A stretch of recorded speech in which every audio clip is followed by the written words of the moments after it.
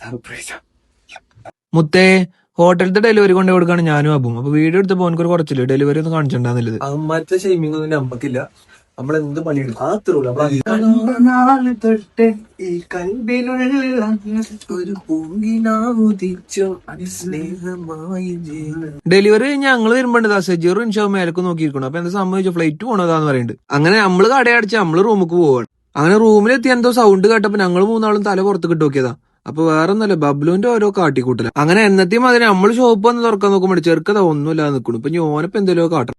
അങ്ങനെ ഒന്നും നോക്കില്ല, പുതിയ ഡ്രസ്സും കുപ്പായും ഓനക്ക് ഇട്ടുകൊടുത്തു. പെരുന്നാളക്കല്ലേ വരുന്നത്, ഇനി പോകാൻ മാത്രം വിഷമിച്ചിരിക്കണ്ട. ഓനക്ക് പാന്റ് ഷർട്ട് ഇട്ട് കൊടുക്കാന്നില്ലാണ് വലിയ ടാസ്ക്. കാരണം നമ്മളെ മാത്രമല്ലോ ഓന്റെ കജ്ജും കാലും ഉടലും ഒക്കെ എടുത്ത് ഊരിയെടുക്കണം. അപ്പൊ അങ്ങനെയൊക്കെ കഴിഞ്ഞ് ലാസ്റ്റ് ഓന്റെ ഔട്ട്ഫിറ്റ് വേണമെങ്കിൽ കണ്ടോളി. അപ്പൊ ഇതാണ് മുത്തോന്റെ ഫൈനൽ ഔട്ട്ഫിറ്റ്. എങ്ങനെയുണ്ട് നമ്മൾ ഓനെ ഒരുക്കിയത്. അപ്പൊ ശരി മുത്തേ, സ്നേഹം പടരട്ടെ. Okay, by.